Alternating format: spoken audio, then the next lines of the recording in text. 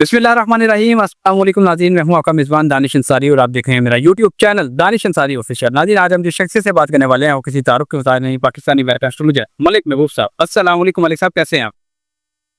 वालेकुम सलाम, अल्लाह का करम है। आप बताएं कैसे हैं?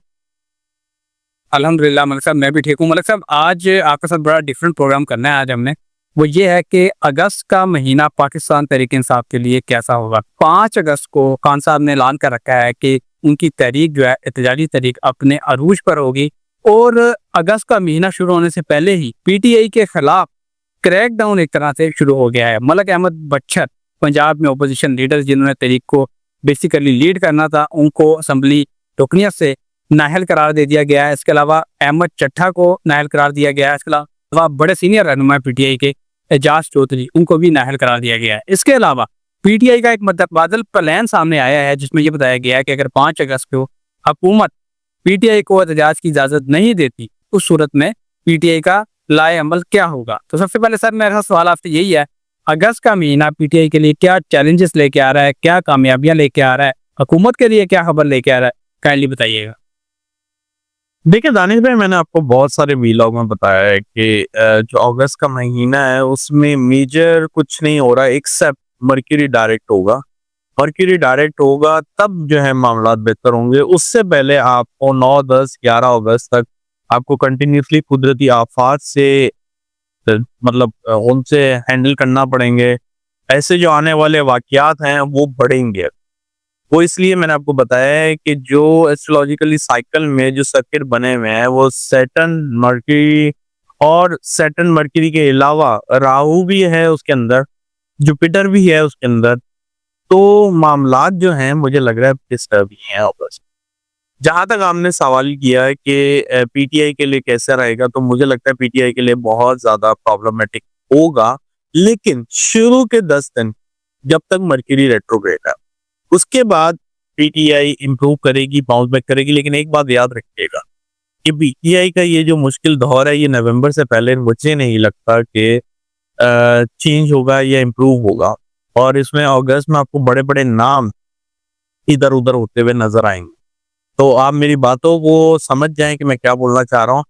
तो ये जो 5 अगस्त का आप स्पेसिफिकली मुझे बोल रहे हैं, तो मुझे अनफॉर्चुनेटली इसमें कोई ऐसा नजर नहीं आ रहा टाइम या ऐसा प्लेनेट जिसकी वजह से 5 अगस्त का जो एहतजाज है वो बहुत बड़े लेवल का होगा।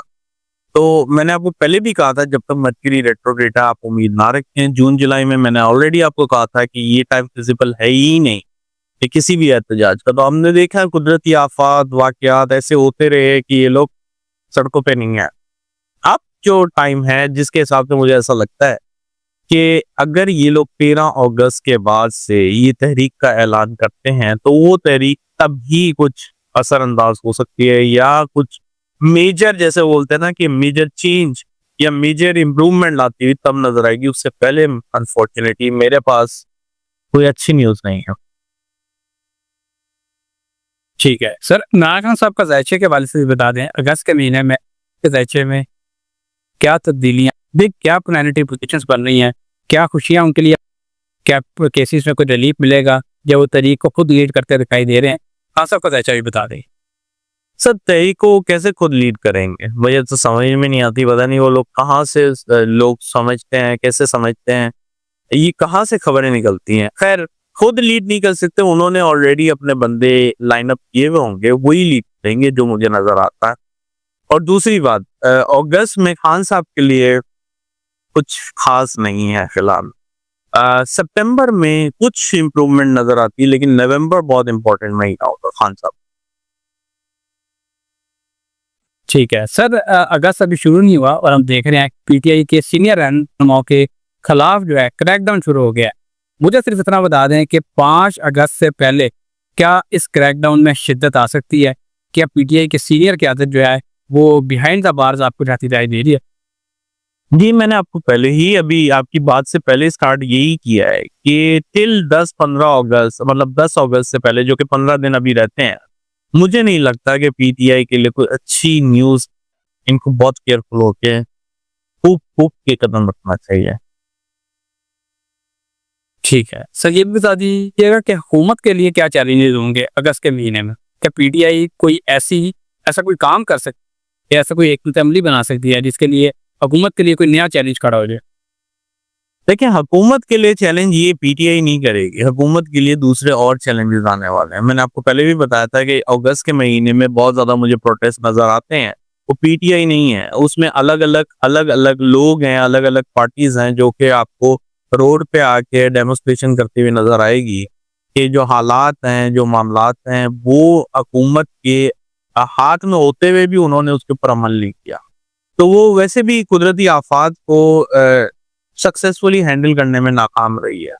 तो ये चीज़ें जो हैं हुकूमत के अगेंस्ट जाती हुई नज़र आएगी और सोने पे सुहागा ये है, अगर पीटीआई 13 अगस्त के बाद से कोई डेमोन्स्ट्रेशन कर पाई, तो फिर तो बात ही कुछ और होगी सर।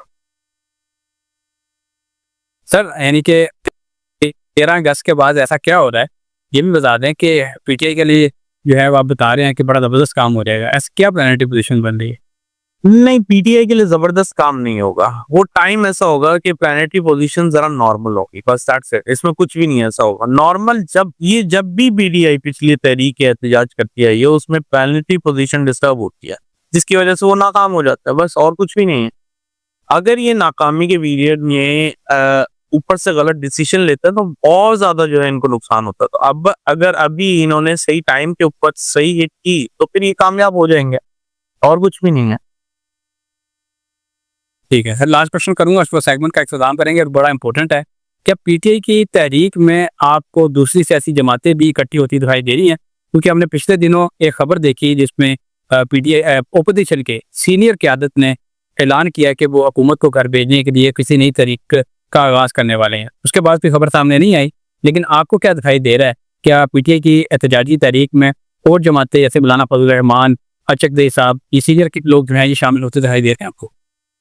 देखिए, मैंने आपको बताया है डिफरेंट लेवल पे डिफरेंट लोगों का डेमोन्स्ट्रेशन होगा, तो इसका मतलब तो यही है कि इसमें कोई अलग पार्टी की इन्वॉल्वमेंट हो सकती है, इसमें कोई दो राय। बहुत शुक्रिया सर, आपने अपने कीमती वक्त में से कुछ वक्त निकाला और इतनी ज़बरदस्त प्रोडिक्शन हमारे साथ शेयर की। इंशाल्लाह नेक्स्ट प्रोग्राम में ऐसे ही इंटरेस्टिंग टॉपिक्स के साथ फिर दोबारा पेश होंगे। अगली वीडियो तक के लिए मुझे और मलिक महबूब साहब को इजाज़त दीजिए। अल्लाह हाफ़िज़। क्या कि वो हुकूमत को घर भेजने के लिए किसी नई तहरीक का आगाज़ करने वाले हैं। उसके बाद भी खबर सामने नहीं आई, लेकिन आपको क्या दिखाई दे रहा है? क्या पीटीआई की एहतजाजी तहरीक में और जमातें जैसे मौलाना फजल रहमान, अचकदई साहब, ये सीनियर लोग जो हैं ये शामिल होते दिखाई दे रहे हैं आपको? देखिए, मैंने आपको बताया है डिफरेंट लेवल पे डिफरेंट लोगों का डेमोन्स्ट्रेशन होगा, तो इसका मतलब तो यही है कि इसमें कोई अलग पार्टी की इन्वॉल्वमेंट हो सकती है, इसमें कोई दो राय। बहुत शुक्रिया सर, आपने अपने कीमती वक्त में से कुछ वक्त निकाला और इतनी ज़बरदस्त प्रोडिक्शन हमारे साथ शेयर की। इंशाल्लाह नेक्स्ट प्रोग्राम में ऐसे ही इंटरेस्टिंग टॉपिक्स के साथ फिर दोबारा पेश होंगे। अगली वीडियो तक के लिए मुझे और मलिक महबूब साहब को इजाज़त दीजिए। अल्लाह हाफ़िज़।